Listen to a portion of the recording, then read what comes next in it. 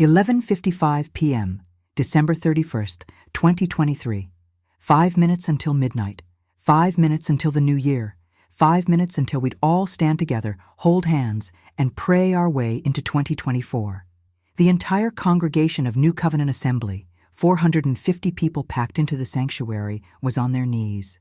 Deep intercession, desperate prayer, crying out to God to close 2023 and open 2024 with breakthrough, with blessing, with victory. This was Watch Night service, the most sacred service of the year. The night we didn't just celebrate the new year, we prayed it in, warred it in, declared it in, together, as family, as community, as the body of Christ. I was on my knees in the third row, eyes squeezed shut, hands raised, praying with everything in me. Beside me, shoulder to shoulder, was a woman I didn't recognize. She'd sat down next to me an hour ago, right before the midnight prayer started. I'd smiled, welcomed her, assumed she was a visitor, someone's guest, maybe new to the city, looking for a church home. I didn't think much of it.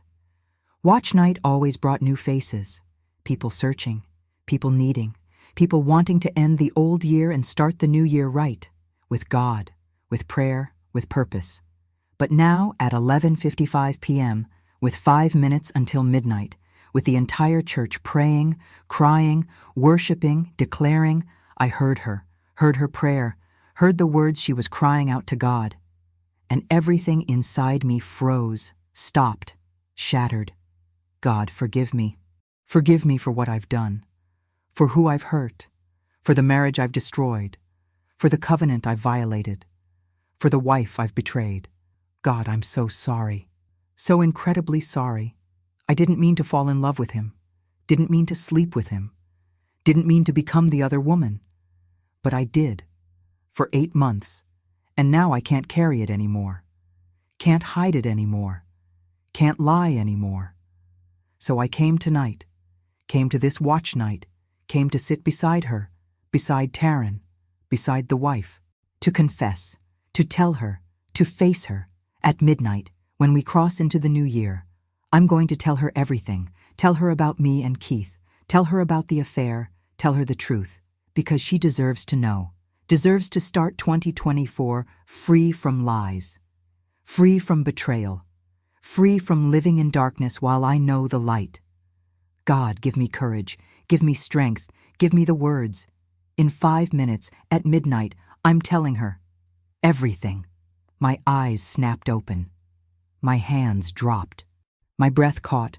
I turned, looked at her, really looked at her for the first time, young, maybe 28, beautiful, light skin, natural hair in a bun, tears streaming down her face, hands clasped together, eyes closed, praying, pouring out her heart to God, confessing, repenting, preparing to tell me, at midnight, that she'd been sleeping with my husband for 8 months, that she was the reason he'd been distant, distracted, different, that she was the other woman, and she'd come here, to watch night, to sit beside me, to pray beside me, to confess beside me in 5 minutes.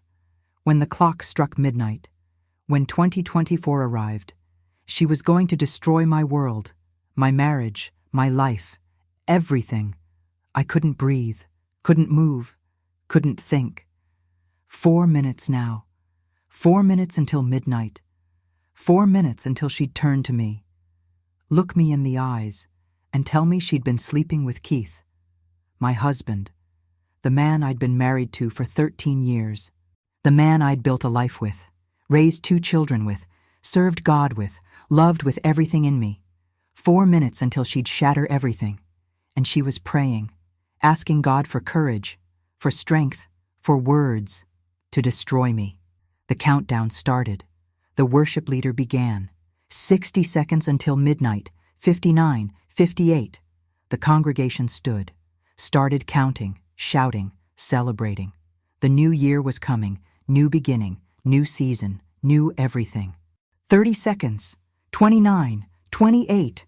I stood too, mechanical, automatic, numb. She stood beside me, wiping her tears, taking deep breaths, preparing. 15 seconds. 14. 13. I looked across the sanctuary, found Keith. He was with the deacons, in the back, leading prayer, looking holy, looking anointed, looking faithful, looking like a man of God. 10, 9, 8, looking like a liar, a cheater, a betrayer. 5, 4, 3, 2, 1. Happy New Year. The sanctuary exploded, shouting, praising, hugging, celebrating. 2024 had arrived. People were crying, prophesying, declaring, "This is my year. This is my season. This is my breakthrough." All around me, joy, victory, hope, faith. And beside me, her, turning, looking at me, opening her mouth, about to speak, about to confess, about to destroy everything. But before she could, I spoke first. My voice was cold, hard, dead. "I know. I heard your prayer. I know who you are. I know what you did. I know about you and Keith. 8 months. I know everything, so don't. Don't confess. Don't apologize. Don't say a word. Just leave. Leave this church. Leave my sight. Leave my life. Now." Her face crumbled. "You heard? All of it?" I nodded. "Every word. You prayed out loud, right beside me. I heard it all." She started crying harder. "I'm so sorry. I'm so sorry. I didn't know you'd hear, didn't know you were listening. I was praying to God, not to you.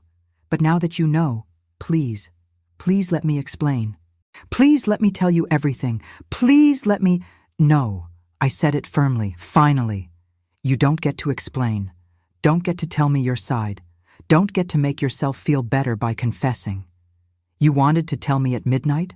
To start my new year with devastation? With betrayal?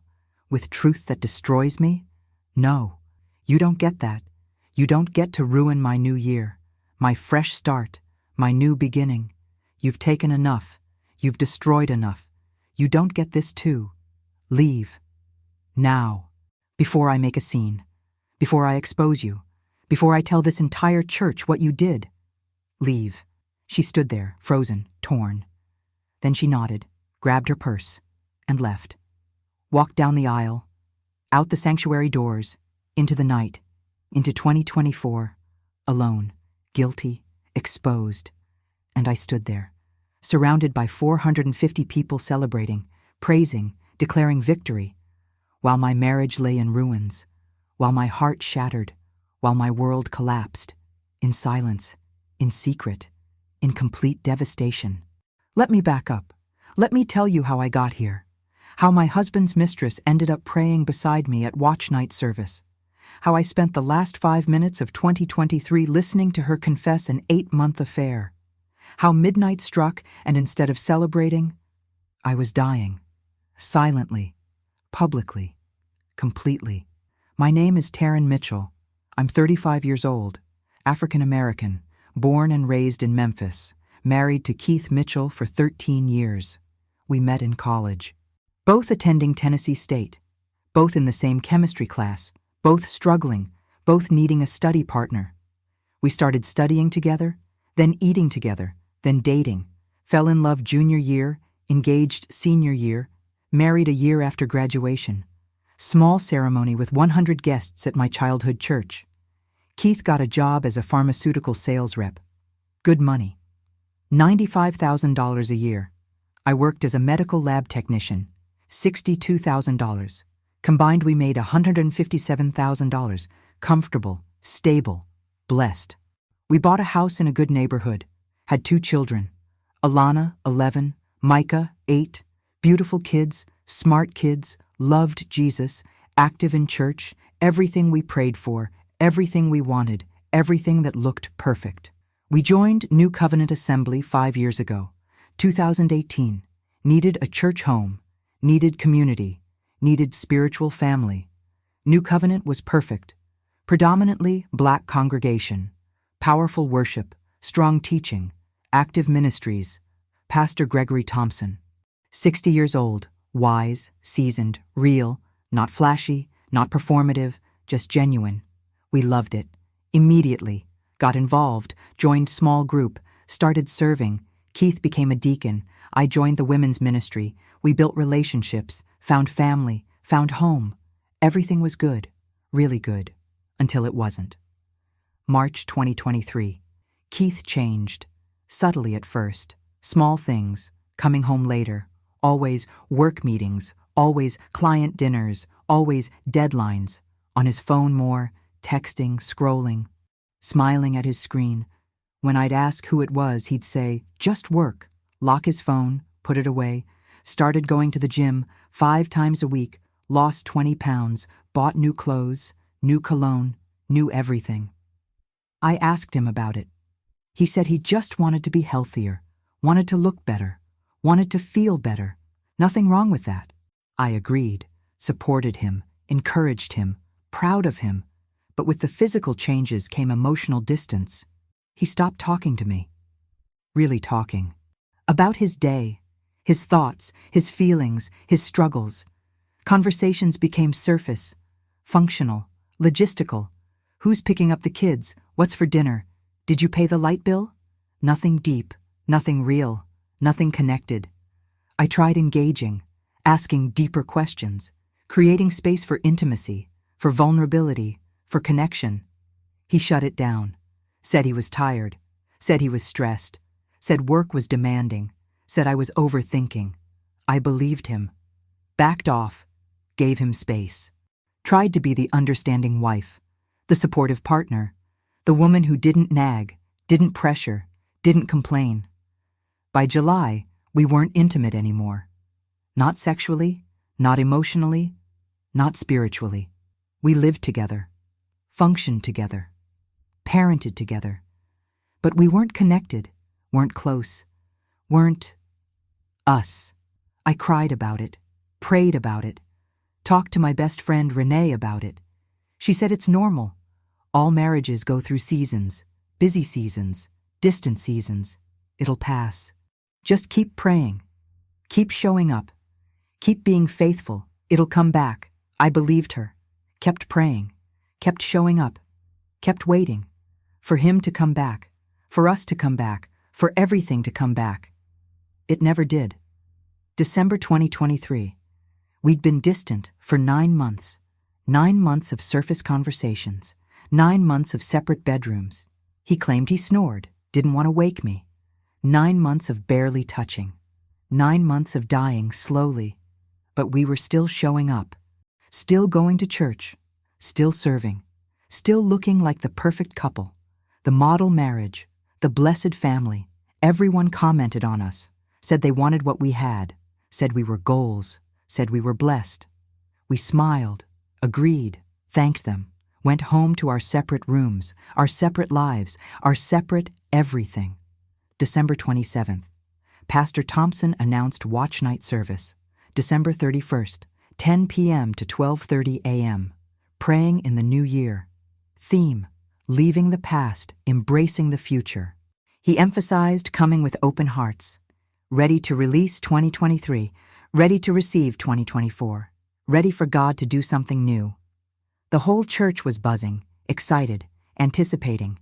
Watch Night was always powerful, always transformative, always exactly what we needed. This year would be no different. December 30th. Keith told me he might not make it to Watch Night. Had a work emergency, client crisis, might have to work through midnight, handle it, resolve it, fix it. I was disappointed, hurt, angry. This was Watch Night. The most important service of the year, the one service we never missed. As a family, together. And he was choosing work? Choosing a client? Choosing anything over this? Over us? Over starting the new year together before God? I confronted him. This is Watch Night, Keith. We've never missed it. Not in 5 years. Not once. How can you miss it this year? For work, he got defensive. Said I didn't understand. Said work was demanding. Said this client was crucial.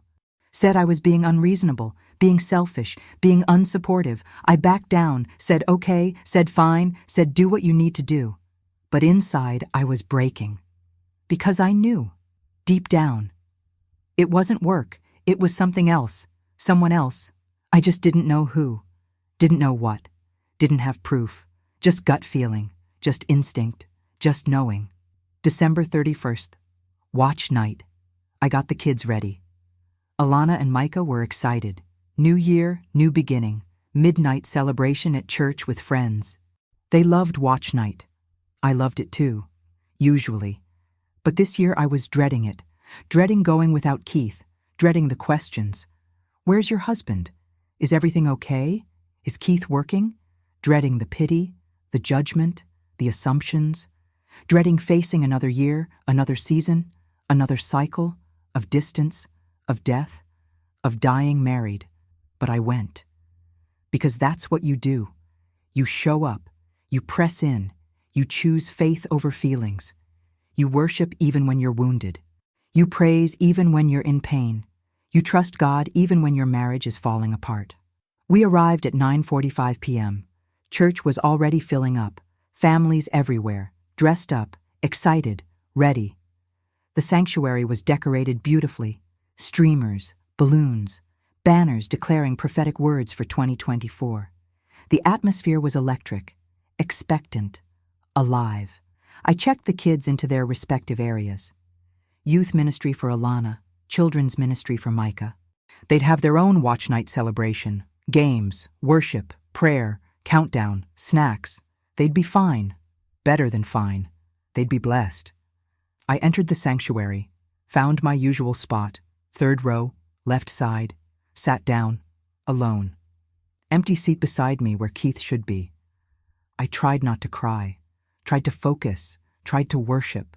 Service started at 10 p.m. Powerful worship, testimonies, people sharing what God did in 2023, miracles, healings, breakthroughs, salvations. It was beautiful, encouraging, faith-building.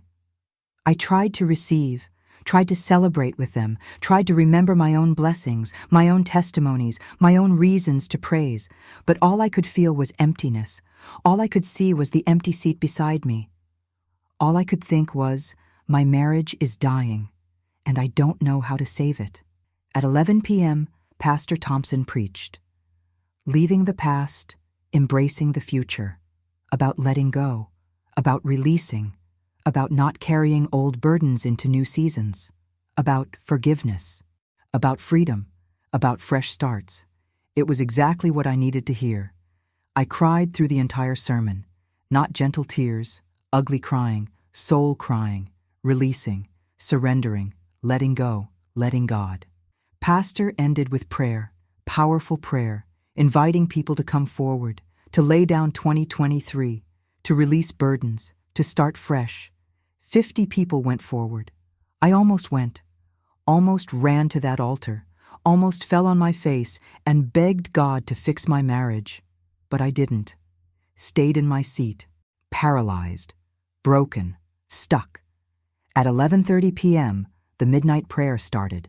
Everyone on their knees, corporate intercession, crying out, warring, declaring, prophesying over 2024. That's when she sat beside me, slipped into the seat Keith should have occupied. The empty seat, the symbol of my abandonment. She sat down, smiled at me, whispered, "Happy New Year." I smiled back, assumed she was a visitor, a guest, someone's friend, didn't think anything of it. Turned my attention back to God, started praying, started crying out, started releasing 2023, all the pain, all the distance, all the death.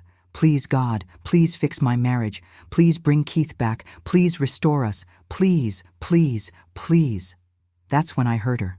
11:55 p.m. 5 minutes to midnight, her prayer, her confession, her plan.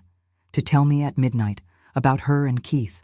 8 months, affair, betrayal, destruction, all of it.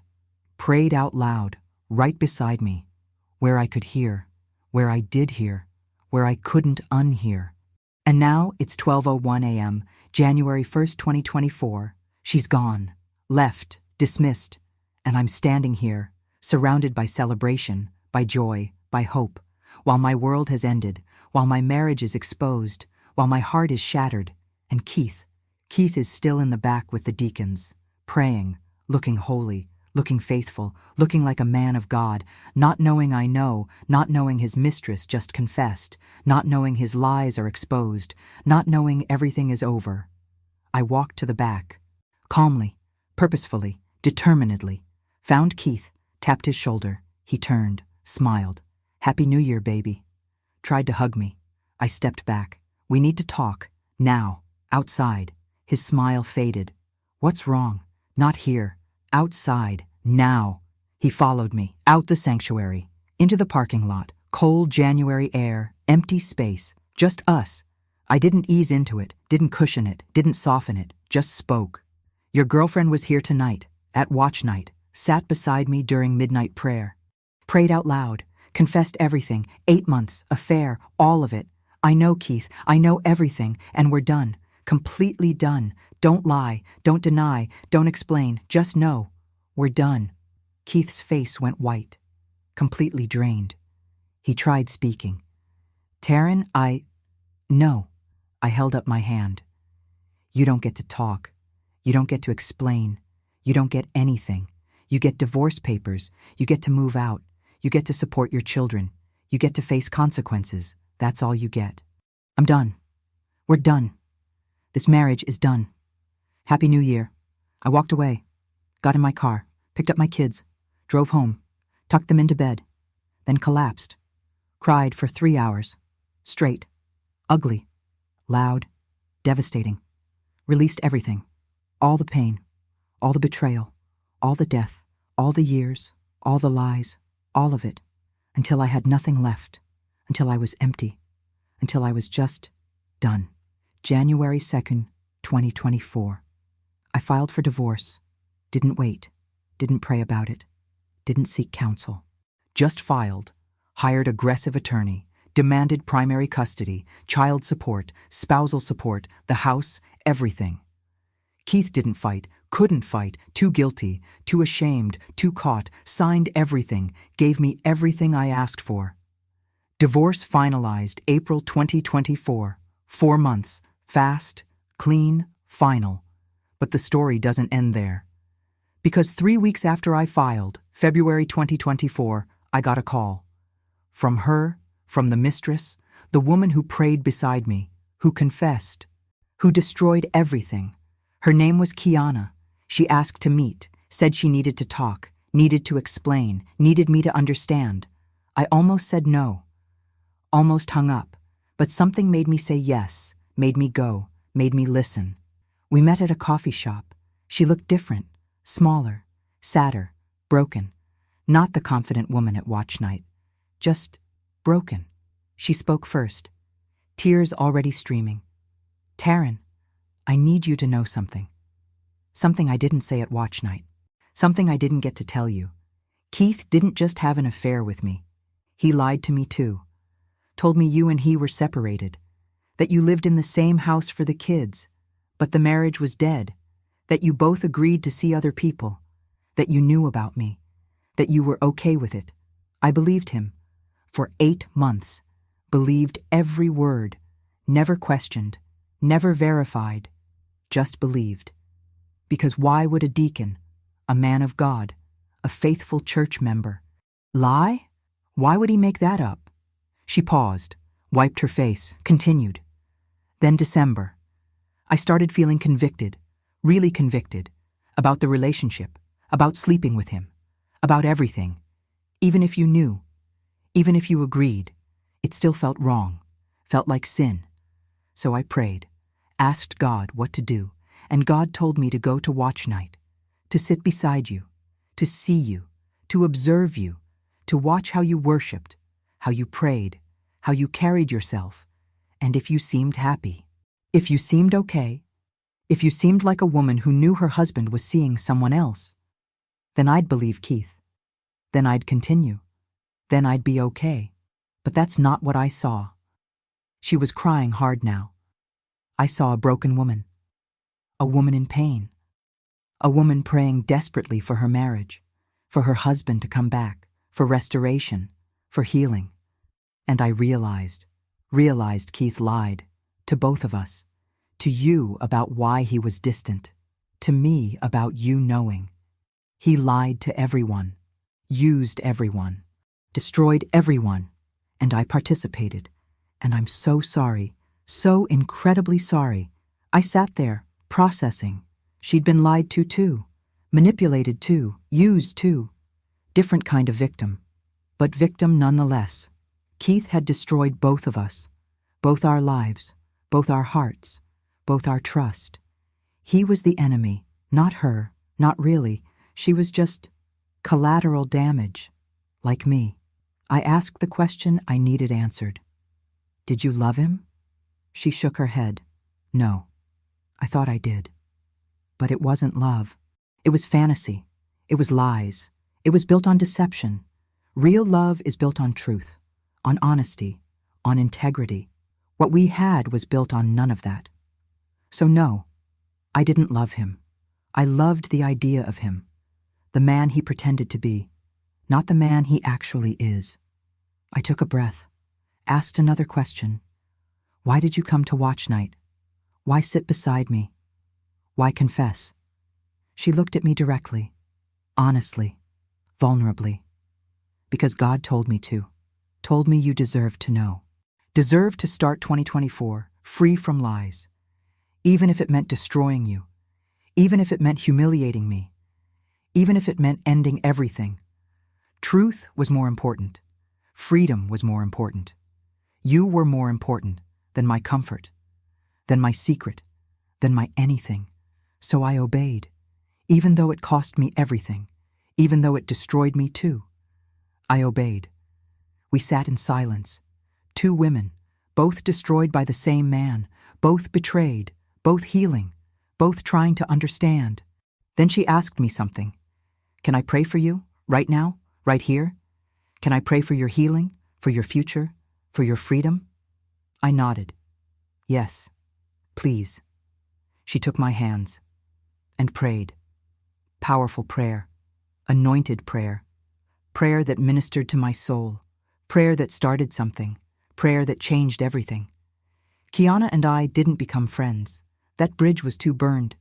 But we became something. Allies, maybe. Sisters in survival. Women who'd been destroyed by the same man. Who were both rebuilding, both healing, both moving forward. We texted occasionally, checked on each other, prayed for each other, encouraged each other. It was strange, unexpected, redemptive. Two enemies, made allies, by shared pain, by shared betrayal, by shared God. 1 year later, December 31st, 2024, watch night service, New Covenant Assembly. I was there, third row, left side, same spot, but different woman, healed woman, whole woman, free woman. I'd spent 2024 rebuilding, therapy, counseling, deep inner work, healing from betrayal, from lies, from Keith, from everything. And I was different, stronger, clearer, more myself, more whole. Midnight came. The countdown started. 10, 9, 8. I stood with the congregation. 5, 4, 3, hands raised. 2, 1, Happy New Year 2025. And this time, I meant it. This time, I was happy.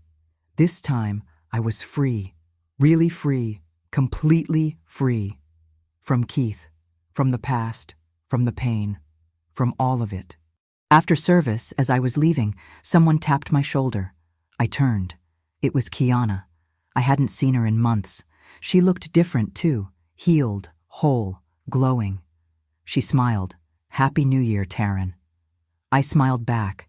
Happy New Year, Kiana. She hesitated, then spoke. I just wanted to say thank you for forgiving me, for not hating me, for letting God redeem even what I destroyed. You didn't have to, but you did.